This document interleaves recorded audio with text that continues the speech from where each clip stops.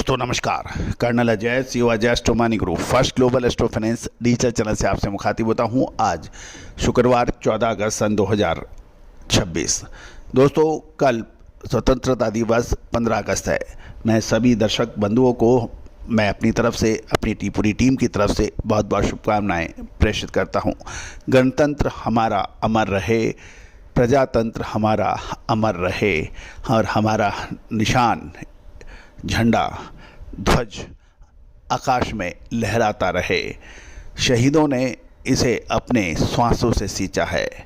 यह हम आज याद करेंगे अपने सभी शहीदों को, स्वतंत्रता सेनानियों को, मोहनदास करमचंद गांधी, सुभाष चंद्र बोस, भगत सिंह, सरदार वल्लभ भाई पटेल, पंडित जवाहरलाल नेहरू, लाला लाजपत राय और वो अनगिनत शहीद, अनगिनत रणबांकुरे जिन्होंने अपने प्राणों की आहुति दी, उन सभी को आज हम नमन करते हैं। दोस्तों कल 15 अगस्त होगा, हम आपके लिए एक विशेष शो लाने का प्रयास करेंगे, उसको देखना ना भूलें। आज के इस एपिसोड में हम चर्चा करेंगे पाम ऑयल अब एक निर्णायक मोड़ पर आ गया है। इंडोनेशिया के राष्ट्रपति का संबोधन का आज इंतजार है। इससे निर्यात नियंत्रण और बायोडीजल नीति पर स्थिति साफ होगी। इससे पाम तेल के भाव पर काफ़ी असर पड़ सकता है। जानिए पूरी रिपोर्ट विस्तार से। साल 2026 में लाल मिर्च, हल्दी और धनिये में तेजी के बाद क्या अब जीरे की बारी? साल 2023 के अंदर हमारा ऐतिहासिक तेजी और फिर मंदी का अग्रिम अनुमान सही साबित हुआ था। Now at a decisive moment, contact for spot market special research report.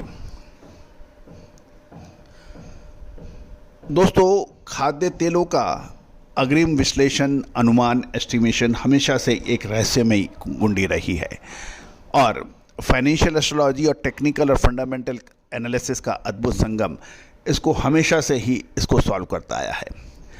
सबसे अधिक एक्यूरेसी रेट एस्ट्रो टेक्निकल पर ही निर्भर रहती है और यही वजह है कि आज आपका ये चैनल देश विदेश के अंदर सबसे अधिक सुना जा रहा है। हिंदी भाषा को ट्रांसलेट किया जा रहा है और दोस्तों ये हमारी नहीं आपकी जीत है, हमारी भारतीय संस्कृति की जीत है। इंडोनेशिया के पाम ऑयल कारोबारी राष्ट्रपति सुब्रियातो के नीतिगत और बजट भाषणों पर टकटकी लगाए बैठे हैं। बाजार को उम्मीद है कि राष्ट्रपति के इस संबोधन से देश में नए कमोडिटी निर्यात ढांचा यानी कमोडिटी एक्सपोर्ट रेजिम, इंडोनेशिया की सरकारी निर्यात एजेंसी द्वारा लगाए जाने वाले संभावित शुल्क और बायोडीजल कार्यक्रम की भविष्य की दिशा पर स्थिति स्पष्ट हो पाएगी। शुक्रवार को यानी आज सुबह राष्ट्रपति का नीतिगत भाषण होगा और वो बाद में प्रस्तावित 2027 का इंडोनेशिया का बजट पेश किया जाएगा।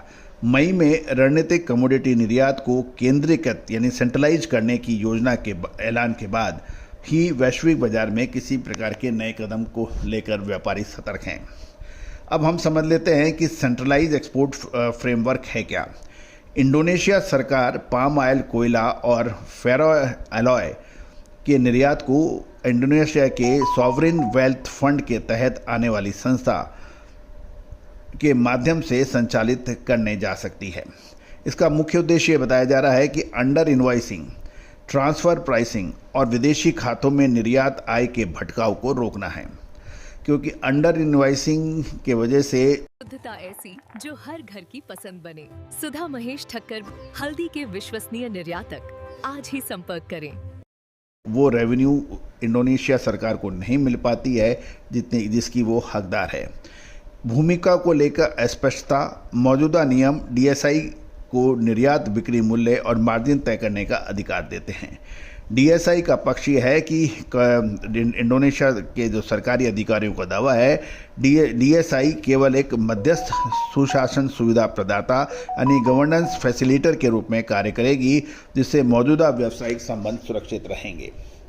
अब इम्प्लीमेंटेशन की जो टाइमलाइन है वो सितंबर सॉफ्ट लॉन्च की बात की जा रही है, जिसमें रणनीतिक कमोडिटीज़ का निर्यात, डेटा और प्रशासनिक प्रक्रियाएं डीएसआई के माध्यम से संचालित होगी। 31 दिसंबर के बाद मौजूदा नियमों के तहत डीएसआई इंडोनेशिया का एकमात्र आधिकारिक निर्यात चैनल यानी सोल एक्सपोर्ट चैनल बन जाएगा। व्यापारी इंडोनेशिया के व्यापारी मांग कर रहे हैं।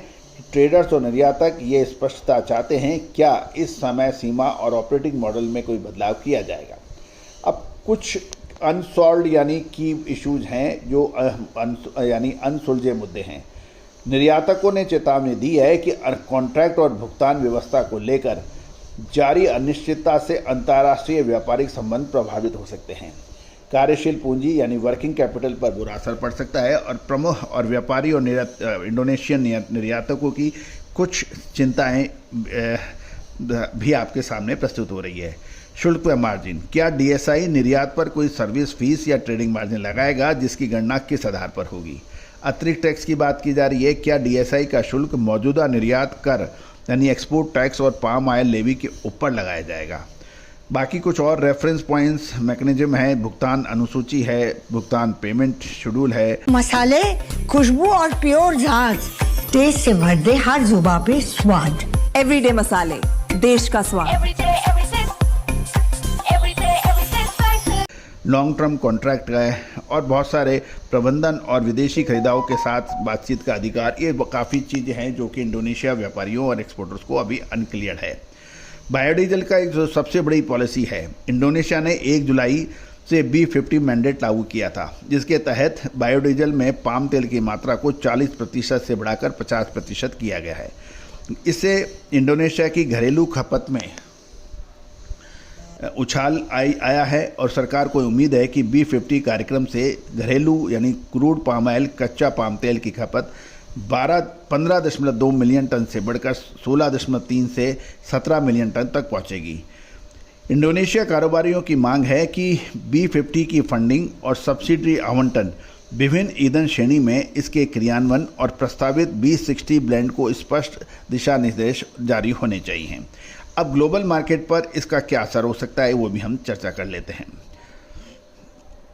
तो ग्लोबल मार्केट की जो बेसिक चीज़ है, यदि ये सारे नियम लागू हो जाते हैं तो पाम ऑयल की कीमतें बढ़ सकती हैं। इसका असर ग्लोबल पाम ऑयल की कंजम्पशन और प्राइस पे पड़ सकता है, ऐसी संभावना है। अब देखते हैं कि इंडोनेशिया राष्ट्रपति क्या घोषणा करते हैं और बजट में क्या आता है, उसके ऊपर हम लगातार अपडेट देंगे। All the very best, good luck, happy trading.